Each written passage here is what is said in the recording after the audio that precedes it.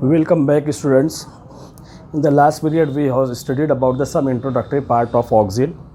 उसके अंदर हमने देखा if W went, he gave the terminology, he used the terminology auxin.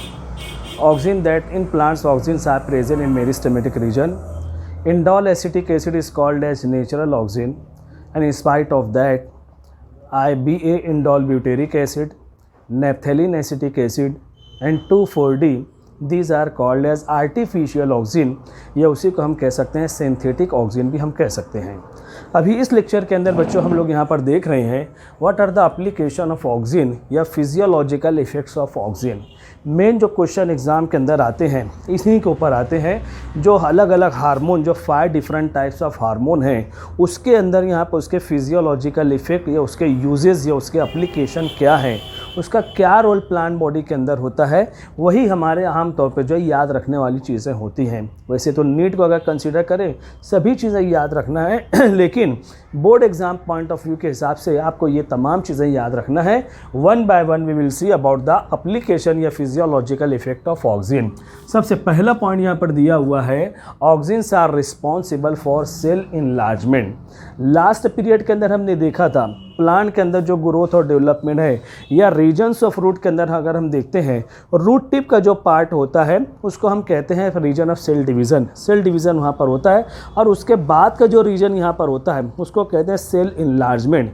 Meristematic tissue तो सेल को डिवाइड कर रहा है, लेकिन due to presence of oxygen cell newly produced cells are smaller in their size. अब उसके बाद जो सेल मैच्योर हो रहे हैं तो यहाँ पर that are converted to in large size और उसको कहा जाता है रीजन ऑफ सेल इनलार्जमेंट। तो सेल का जो इनलार्जमेंट होता है inside the cell, oxygens are present and they are responsible for growth of the cell. As a result of that cell become enlarge, यानी एक परमानेंट सेल की तरफ वो माइग्रेट हो रहे हैं। एक सेल की नॉर्मल साइज जो रहने वाली है वैसे उस साइज में जो है सेल कन्वर्ट हो जाते हैं due to the presence of oxygen inside the plant body. Plant body के अंदर होने से ये जो है सेल इनलार्जमेंट होता है। फिर उसके बाद एक अहम पॉइंट यहाँ पर जो है, oxygens are responsible for apical dominance. Dominance और रिसेसिव ये दो टर्मिनोलॉजी है जो आम तौर पर बच्चों हम लोग जो है यहाँ पर जेनेटिक्स के अंदर यूज़ करते हैं। तो यहाँ पर oxygens are responsible for apical dominance. Apical का मतलब होता है top most part of the plant body, और प्लांट की जो ब्रांचेस होते हैं, मेन स्टेम जो रहेगा वो अपाइकल पार्ट, उसका टॉप जो है वो अपाइकल पार्ट है, और जो ब्रांचेस यहाँ पर होती हैं वो प्लांट बॉडी का लेटरल पार्ट कहलाता है। याद रखना इसको। तो यहाँ पर ऑक्सीजन का जब इफेक्ट होता है they are responsible for apical dominance. Apical dominance यानी प्लांट के अंदर ग्रोथ और डेवलपमेंट तो है, लेकिन ये जो apical part of the plant body है ये ग्रोथ के अंदर डोमिनेंट रहेगा, यानी इसके अंदर अपाइकल पार्ट पर ग्रोथ फास्ट होगी और बाकी लेटरल पार्ट जो ब्रांचेस वगैरह हैं वहाँ पर ग्रोथ जो है यहाँ पर स्लो रहेगी। तो इसके ज़रिए से we conclude that apical dominance का मतलब रहेगा ये जो प्लांट बॉडी रहेगा ये बहुत ही ज़्यादा हाइटेड रहेंगे और इसके अंदर ब्रांचेस जो रहेगी उसके अंदर स्लो ग्रोथ और डेवलपमेंट पाया जाएगा। ये हाइटेड प्लांट बॉडी रहेंगे, बहुत घने नहीं रहेंगे, बहुत ह्यूज ट्री नहीं रहेगा, हाइटेड यहाँ पर रहेंगे लेकिन घने नहीं रहेंगे, क्योंकि अपाइकल पार्ट डोमिनेंट ग्रोथ और डेवलपमेंट है और लेटरल पार्ट यानी जो ब्रांचेस हैं वहाँ पर स्लो ग्रोथ और डेवलपमेंट पाई जाएगी। जैसे हमारे कॉलेज कैंपस के अंदर हम देखते हैं आईडीबी बिल्डिंग के आसपास में अशोका के जो ट्री लगे हुए हैं वो इसी तरीके से होते हैं। जो कोनिफर्स होते हैं, जिम्नोस्पर्म प्लांट बॉडी, वर्ल्ड के अंदर इनको हाइटेड प्लांट बॉडी के नाम से पहचाना जाता है। ये सब क्या है? These are showing apical dominance. बहुत ही ज़्यादा ये हाइटेड प्लांट बॉडी होते हैं और इनके प्राइमरी ग्रोथ जो यहाँ पर होती है वो डोमिनेंट होती है over the lateral growth and development. तो ऑक्सीजन उसके लिए जो है यहाँ पर जिम्मेदार होते हैं। उसके बाद थर्ड पॉइंट हम देखते हैं, they stimulate the growth of root and stem. Growth of root यानी रूट के अंदर भी ग्रोथ और डेवलपमेंट इनके ज़रिए से होता है और इसी तरीके से स्टेम के अंदर भी इनके ज़रिए से ग्रोथ और डेवलपमेंट होता है। जब रूट के अंदर ग्रोथ हो रहा है, स्टेम के अंदर ग्रोथ हो रहा है, तो ओवरऑल प्लांट बॉडी के अंदर यहाँ पर ग्रोथ और डेवलपमेंट हो रहा है। पूरे प्लांट बॉडी के अंदर ये ग्रोथ और डेवलपमेंट के लिए रिस्पॉन्सिबल होते हैं। उसके बाद एक अहम पॉइंट यहाँ पर आपको देखना है, oxygens are used in tissue culture technology for the formation of callus. आज रिसेंट टेक्नोलॉजी है, बायोटेक्नोलॉजी की एक ब्रांच है टिश्यू कल्चर टेक्नोलॉजी। हम देखते हैं आगे हमारा एक चैप्टर आने वाला है इन्हांसमेंट इन फूड प्रोडक्शन, उसके अंदर एक स्पेशल चैप्टर और टॉपिक रहेगा टिश्यू कल्चर, डिटेल में हम देखेंगे। अभी मैं आपको इतना बता देता हूँ, बच्चों ध्यान रखना है कि यहाँ पर टिश्यू कल्चर प्लांट के जो टिश्यूज़ हैं उसके ज़रिए से we can cultivate the new plant body.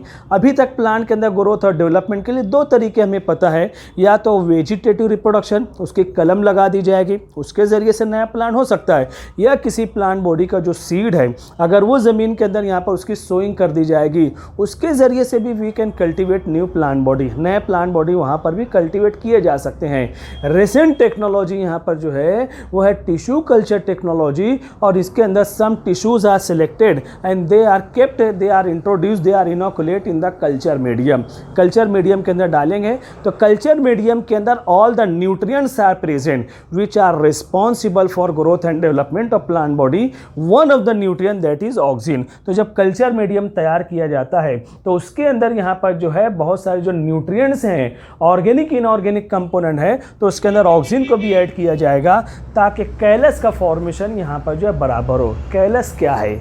जो यहाँ पर हम टिश्यू लेते हैं, जब वो अपना ग्रोथ और डेवलपमेंट स्टार्ट करता है तो अनडिफरेंशिएटेड मास ऑफ सेल्स वहाँ पर जो है प्रोड्यूस होते हैं। वही जो अनडिफरेंशिएटेड मास ऑफ सेल हैं उन्हीं को जो है कैलस कहा जाएगा। तो ध्यान रखना है टिश्यू कल्चर टेक्निक के अंदर भी ऑक्सीजन जो है that are use in that. उसके बाद ये पॉइंट तो ऑलरेडी मैंने आपको बता चुका है कि यहाँ पर 2,4-D हर्बिसाइड के तौर पर या वीडीसाइड के तौर पर इस्तेमाल होता है। They are responsible for killing of the unwanted plant body. जो भी अनवांटेड प्लांट्स रहेंगे उनको किल करना है, उनको ख़त्म करने के लिए 2,4-D that can be spread, उसको जो है यहाँ पर स्प्रे किया जाएगा और इस तरीके से अनवांटेड प्लांट बॉडी जो है यहाँ पर ख़त्म हो जाते हैं। उसके बाद जो है यहाँ पर oxygen that are responsible, that are also responsible for cell division. कहाँ पर cell division? In cambium. Cambium dicot plant body के अंदर यहाँ पर पाई जाती है। जब कैम्बियम के अंदर ग्रोथ और डेवलपमेंट होगा तो जाइलम और फ्लोएम का सेपरेशन होगा और यहाँ पर कैम्बियम रिंग, मजीद कैम्बियम रिंग का फॉर्मेशन होगा, तो they are responsible for secondary growth in the plant body. अब ये प्लांट बॉडी है, जैसे जैसे उसकी एज बढ़ती रहेगी, डायमीटर और width of the stem that are also increasing, उसका डायमीटर भी बढ़ता रहेगा, उसकी चौड़ाई भी बढ़ती रहेगी। तो ये किसकी वजह से? ये भी ऑक्सीजन की वजह से होता है। कैम्बियम के अंदर सेल डिवीजन के लिए that are responsible for that. उसके बाद जो है दे इंड्यूसेस फ्लावरिंग। ऑक्सीजन जो होते हैं फ्लावर के प्रोडक्शन के अंदर भी हेल्प करते हैं। दे इंड्यूसेस फ्लावरिंग बाय स्प्रेइंग। जो यहाँ पर हमने देखा था इसके पहले पीरियड के अंदर, सिंथेटिक ऑक्सीजन जो होते हैं उसका इस्तेमाल करते हैं, उसको स्प्रे करते हैं कुछ पर्टिकुलर प्लांट बॉडी के अंदर। वो पर्टिकुलर प्लांट बॉडी लीची और इसी तरीके से पाइनएप्पल। पाइनएप्पल उसको तो हम फ्रूट कह रहे हैं, लेकिन वो पूरा के पूरा फ्रूट जो होता है, आपने 11th के अंदर पढ़ा है, वो पूरा के पूरा जो फ्रूट यहाँ पर होता है वो जो है यहाँ पर इन्फ्लोरेसेंस के ज़रिए से बनता है। तो पाइनएप्पल और लीची प्लांट बॉडी के अंदर फ्लावर प्रोडक्शन के लिए ऑक्सीजन दैट आर स्प्रेड। और कौन से ऑक्सीजन वहाँ पर यूज़ होते हैं? नेप्थेलिन, एसिटिक एसिड NaA और 2,4-D। उसको जब यहाँ पर पाइनएप्पल और लीची प्लांट बॉडी के ऊपर जब उसका हम स्प्रे करते हैं तो उसके अंदर फ्लावर का फॉर्मेशन फास्ट होता है, और जब फ्लावर फॉर्मेशन बच्चों वहाँ पर फास्ट होगा so they are converted into fruit. हमें जो है यहाँ पर फ्रूट का प्रोडक्शन भी जो है यहाँ पर फास्ट हो सकता है, ये कंडीशन पाई जाती है। तो they are responsible for the production of flower in litchi और पाइनएप्पल और in any type of plant body के अंदर जो फ्लावर प्रोड्यूसिंग प्लांट है उनके ऊपर ऑक्सीजन का स्प्रे किया जा सकता है। फिर उसके बाद यहाँ पर होता है they prevent the pre mature fruit drop. हम देखते हैं हमारे घर पर भी, आसपास में भी कहीं पर जो है फ्रूट प्रोड्यूसिंग प्लांट बॉडी होते हैं, तो एक शिकायत यहाँ पर होती है, अभी फ्रूट बनना शुरू हुए हैं छोटे ही और वो जो है गिर जाते हैं, फ्रूट जो गिर जाते हैं, यानी वो मैच्योर्ड स्टेज तक या उसका फुल ग्रोथ और डेवलपमेंट नहीं होता है।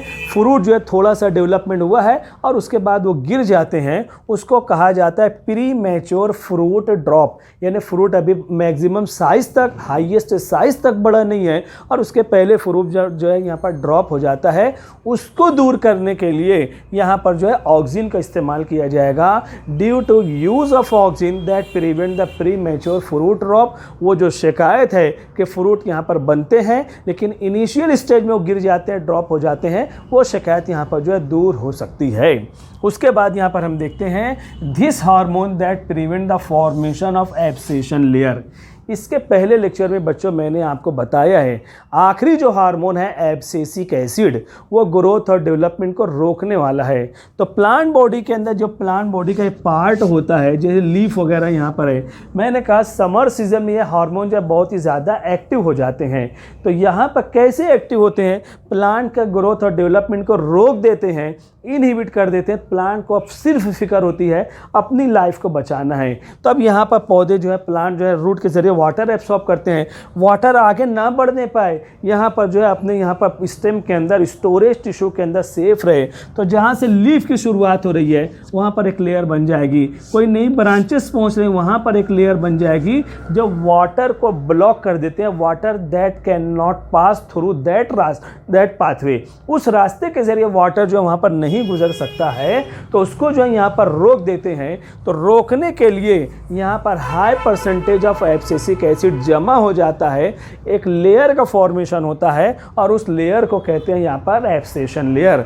अगर ऑक्सिन का परसेंटेज ज़्यादा रहेगा तो यहाँ पर that prevent the formation of abscission layer, यानी एब्सेशन लेयर को ख़त्म कर देते हैं। और वाटर जब पास हो जाएगा तो प्लांट बॉडी के अंदर मैक्सिमम ग्रोथ और डेवलपमेंट पाया जाएगा। यानी after the return of summer season, जब गर्मी का मौसम ख़त्म हो जाएगा तो एब्सेशन लेयर को ख़त्म करना है, जर्मिनेशन को प्रोमोट करना है, तो ये ऑक्सिजन बढ़ेगा तो एब्सेशन लेयर ख़त्म करेगा और जो वाटर को ब्लॉक किया जाएगा वो रास्ते मुकम्मल तौर पर यहाँ पर जो ओपन हो जाते हैं, खुल जाते हैं। जब राइट प्रोपोर्शन में वाटर और न्यूट्रिएंट्स प्लांट बॉडी को मिलते हैं तो उसके अंदर again growth and development that can be observed. समझ में आ रहा है बच्चों? तो इस तरीके से कंडीशन पाई जाती है। और लास्ट यहाँ पर जो एप्लीकेशन दिया हुआ है, दे ब्रेक द डोरमेंसी।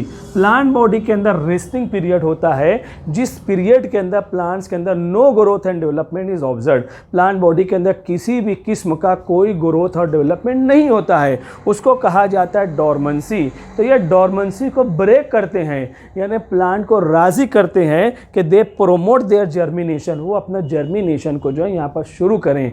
तो एब्सेसिक एसिड प्लांट के ग्रोथ और डेवलपमेंट को कम कर देता है, इनहिबिट करता है, यानी वो डोरमेंसी को डेवलप करेगा और ये एब्सेसिक एसिड को ख़त्म करेंगे, यानी डोरमेंसी को ख़त्म करेंगे, यानी प्लांट को राजी करेंगे कि दे स्टार्ट देयर जर्मिनेशन। तो they are responsible to break the dormancy. इसका मतलब होता है दे प्रोमोट द जर्मिनेशन। तो ये इतना जो है यहाँ पर हम देख रहे हैं, ये तमाम के तमाम यहाँ पर जो है फिजियोलॉजिकल यहाँ पर देखा जाएगा effect of oxygen on the plant body, या सिंपली हम कह सकते हैं एप्लीकेशन ऑफ ऑक्सीजन इसको कहा जाएगा। स्क्रीनशॉट ले लो बच्चों, इसको रिकॉर्ड कर लेना है अपने पास और इसके बाद नेक्स्ट पीरियड में अगला हार्मोन हम यहाँ पर स्टार्ट करेंगे। Thank you very much. Screenshot ले लो।